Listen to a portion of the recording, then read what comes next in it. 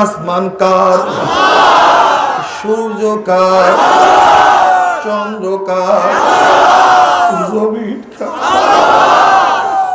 আমার মাওলার আসমান, আমার মাওলার জমিন, আমার মাওলার সূর্য, আমার মাওলার চন্দ্র, আমার মাওলার গাছ, আমার মাওলার মাছ, আমার মাওলার বাতাস, আমার মাওলার চক্ষু, আমার মাওলার কান, আমার মাওলার নাক, আমার মাওলার জবান, আমার মাওলার হাত, আমার মাওলার পাও, আমার মাওলার হাট, আমার মাওলার কিডনি, আমার মাওলার লাংস, আমার মাওলার সব নেয়ামত ভোগ করিয়া যারা আমার মাওলার হুকুম মানবি না,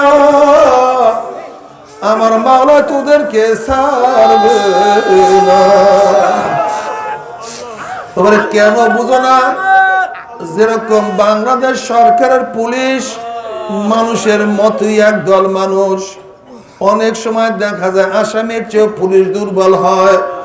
মানুষের মতো মানুষ পুলিশ দেখিয়া, আসামির চেয়েও দুর্বল পুলিশ দেখিয়া যদি আসামির কলিজা উল্টায় যাইতে পারে, জিহ্বা শুকায়া যাইতে পারে, আখিরাতের আসামি ধরার জন্য আল্লাহ পাক রব্বুল আলামিন যেই পুলিশ দারোগা সৃষ্টি করছে তার নাম আজরাইল। আল্লাহ তুমি মাফ করিয়া দাও। বাবারে নাফরমান বদমাশ বেঈমান যখন মৃত্যু আসার খাইয়া পড়িয়া যাবে, হঠাৎ স্বপ্নের মধ্যে দেখতে পারবে আজরাইলের মাথা আসমানে, পাও তার জমিনে, এক হাত মাসিক আর এক হাত মাগরিবে, নীল রঙের দিঘির মতো বড় বড় দুইটা চক্ষু, গোটা দুনিয়া বরাবর বিশাল একটা শরীর, সমস্ত শরীরের মধ্যে লম্বা লম্বা কালো কালো পশম, আবার সমস্ত পশমের গোড়া দিয়া শুধু আগুনের সিল্কি বাইর হইতে আছে। এই অবস্থা দেখিয়া নাফরমানের রূহ আর বাইর হইতে চাইবে না, থরথর করে কাঁপতে থাকবে। আজরাইল আলাইহিস সালাতু ওয়াস সালামের দিকে করুণ দিকে রূহটা তাকায়া থাকবে, বলবে ভাই আজরাইল, আমার বয়স তো মাত্র 16, আমার বয়স তো মাত্র 18, আমি তো মাত্র ম্যাট্রিক পরীক্ষা দিলাম, আইয়ে ভর্তি হইলাম। এই ছাত্র জীবনে তুমি আমাকে রূহ কবজ করবে আমি কোনোদিন বুঝতেও পারি নাই। আমি মনে মনে কত স্বপ্ন লালন করতাম, আমি বড় হব, ভালো রেজাল্ট করব, বিসিএস ক্যাডার হব, ডিসি হব, এসপি হব, সচিব হব, প্রধান বিচারপতি হব, প্রধান সেনাপতি হব, আমার বাড়ি থাকবে, গাড়ি থাকবে, গাড়া বন, আর কতই না আমার সুখ শান্তি। কিন্তু ছাত্র জীবনে আমার সমস্ত স্বপ্ন মেলান হয়ে যাবে, আমি কোনোদিন বুঝতেও পারি নাই। আমাকে একটু বড় হওয়ার সুযোগ দিয়ে দাও।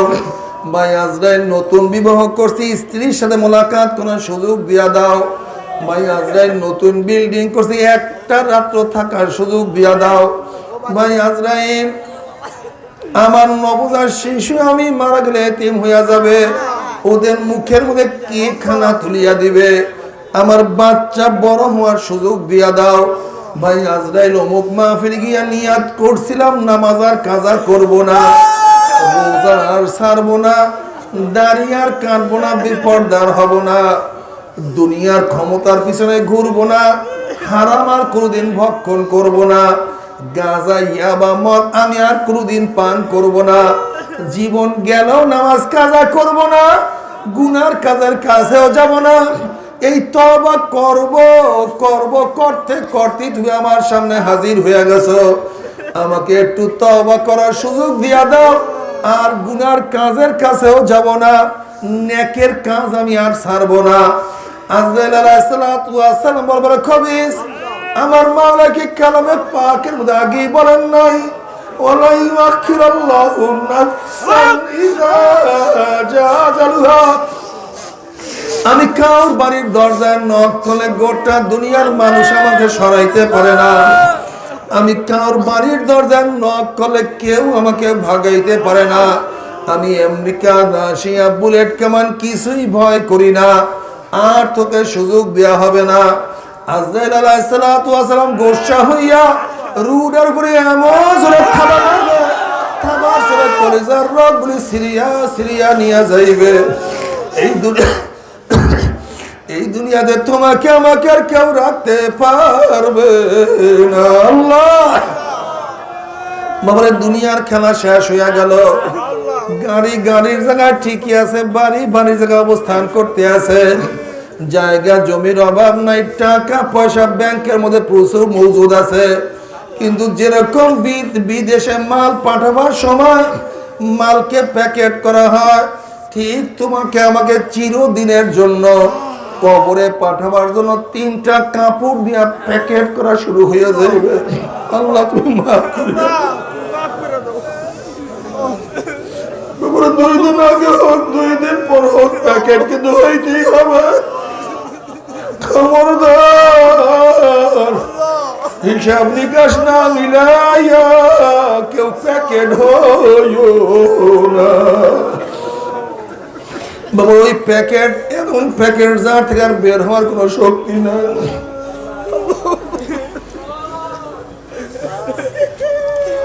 এরপরে তোমাকে আমাকে কবরের দিকে নিয়ে রওনা করবে।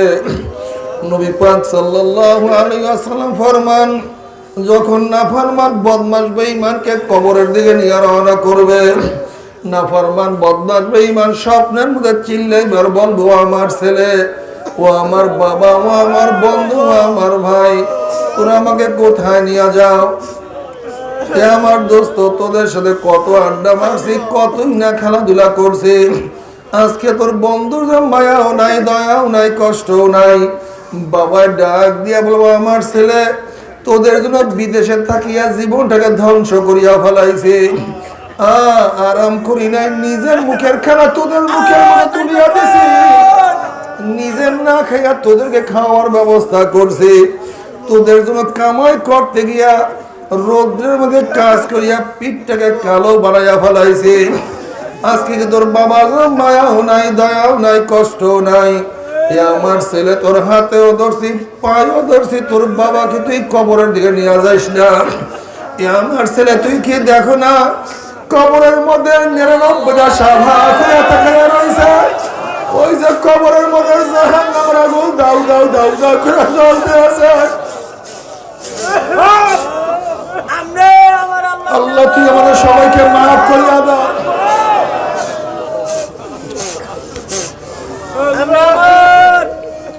আমার ছেলেদের হাতেও ধরছি, পায়েও ধরছি, ওই কবরের দিকে আমাকে নিয়ে যাইও না।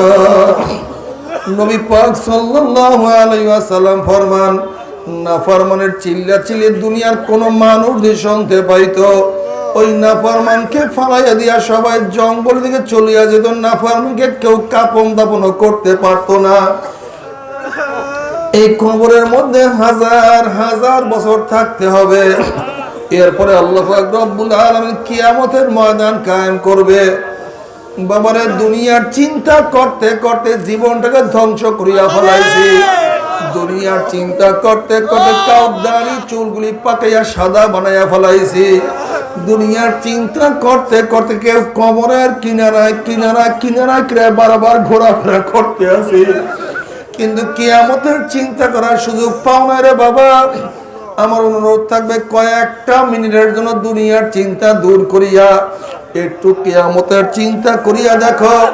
আজকে দুনিয়ার থেকে সূর্য 9,30,00,000 মাইল দূরে, এই 9,30,00,000 মাইল দূরের থেকে গরমের দিনে সূর্য যখন গরম দেয়, সূর্যের গরমে 2-3 ফিট পুকুরের পানি গরম হইয়া যায়, রাস্তার পিচ গলিয়া যায়, বালু উত্তপ্ত হইয়া যায়। কোন একটা মানুষকে হাত পা বাঁধিয়া টিনের চালের হয়ে ফেলাইয়া দিলে 1 ঘন্টা পরে সে মারা যাবে। 9,30,00,000 মাইল দূরের সূর্যের গরমে ছায়া ঘেরা দুনিয়ার ঠান্ডা দুনিয়ার পানি যদি গরম হইয়া যাইতে পারে, রাস্তার পিচ গলিয়া যাইতে পারে, বালু উত্তপ্ত হইয়া যাইতে পারে, মানুষ মারা যাইতে পারে, কিয়ামতের ময়দান আল্লাহ পাক রব্বুল আলামিন এত উঁচা সূর্যটাকে 1 হাত বা 100 হাত মাথার উপর করে ফলাইয়া দিয়া আল্লাহ পাক রব্বুল আলামিন ডাক দিয়া, সূর্য তোর মধ্যে যত গরম আছে সমস্ত গরম ছাড়িয়া দে, নাফরমানরা বুঝুক আমি মাওলা কেমন। সূর্য মাওলার হুকুম পাই এমন ভাবে গরম দেওয়া শুরু করবে, সূর্যের গরমে মাথার তালটা টাস টাস করে ফাটিয়া যাবে, মগজ ভাতের মধ্যে উতলাইতে থাকবে, নাক এবং মুখ দিয়া মগজ গলিয়া গলিয়া পড়তে থাকবে, মানুষ দাঁড়াইতে পারবে না, মানুষ শুধু লাফাইতে থাকবে। বাবারে দুনিয়াতে কয়দিন বাঁচবো? 30, 40, 50, 60, 70, 80 বছর। আর কোন মোল্লা মৌলবীর কোন কিসসা কাহিনী না, কোন পীর বুজুর্গর কোন বাণী না।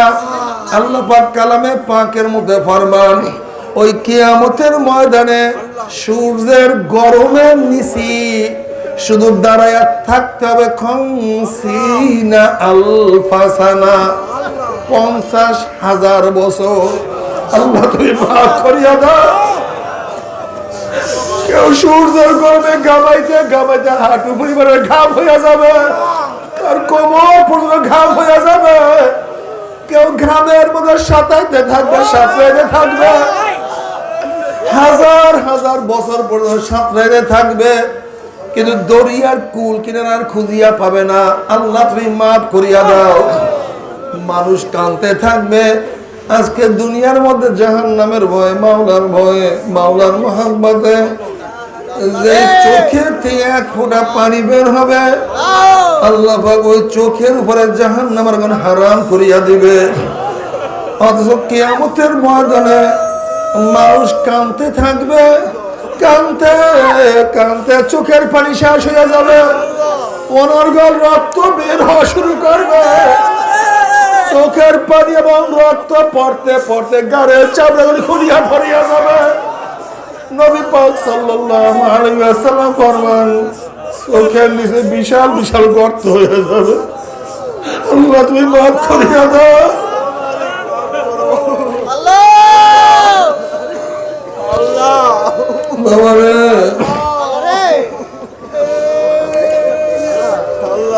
এরপর আল্লাহ পাক সবার আমল নামাকে ওজন করবে। যাদের নেকের পাল্লা ওজন হয়ে যাবে তাদেরকে আল্লাহ পাক জান্নাতের ফয়সালা দিয়ে দিবে। যাদের গুনার পাল্লা ভারী হয়ে যাবে তাদেরকে জাহান্নামের ফয়সালা দিয়ে দিবে।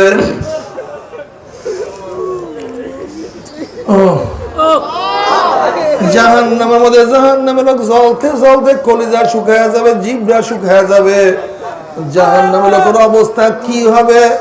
আল্লাহ পাক কালামে পাকের মধ্যে ফরমান, হাল আতাকা হাদিসুল গাশিয়া উজুহু ইয়াওমাইযিন খাশিয়া আমিলাতুন নাসিবা তাসলা নারান হামিয়া তুসকা মিন আইনিন আনিয়া। জাহান্নামের লোকের ঘর হবে আগুনে, তাদের বিছানা হবে আগুনে, তাদের লেপ হবে আগুনে, তাদের পানি হবে আগুনে, তাদের খাদ্য হবে আগুনে। আল্লাহ তুমি আমাদের সবাইকে মাফ করিয়া দাও। আমরা সহ্য করতে পারবি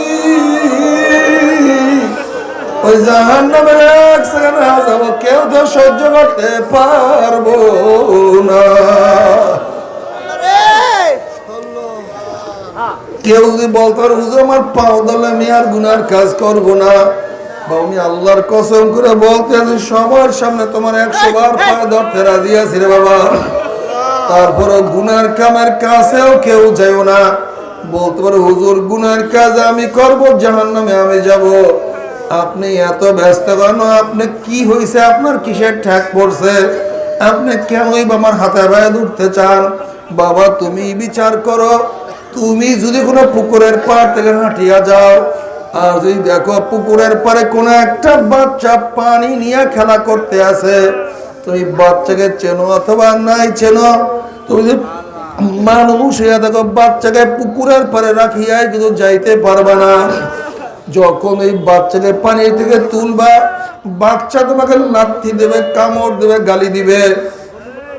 তখন তুমি বাচ্চাকে বলবো রে বাচ্চা তুমি তো বুঝো না, তুমি পানির খেলার মজা পাইয়া পানির সাথে খেলতে আসো, বাধা দেওয়ার কারণে তুমি আমাকে লাথি দাও, কামড় দাও, গালি দাও।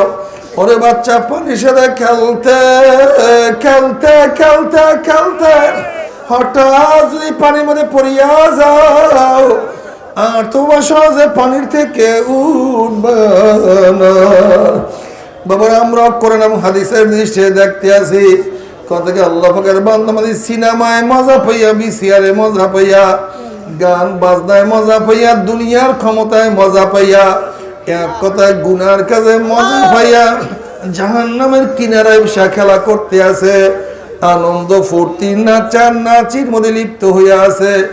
আল্লাহ না করুক, আল্লাহ না করুক, আল্লাহ না করুক, এই খেলা করা অবস্থায়, নাচা নাচি করা অবস্থায় হঠাৎ যদি পিছন থেকে আজরাইল ধাক্কা মারিয়া যায়, অমনি উল্টে ঘুম করে জাহান্নামে পড়িয়া যাবে রে বাবা। আর তোমরা সহজে জাহান্নাম থেকে উঠবে না।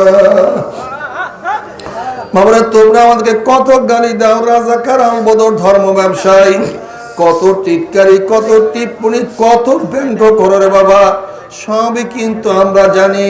কিন্তু তোমরা আমাদের থেকে যতই ভাগো ততই আমরা তোমাদের পিছনে দৌড়াই, তোমরা যতই ভাগো ততই দৌড়াই, যতই ভাগো ততই দৌড়াই।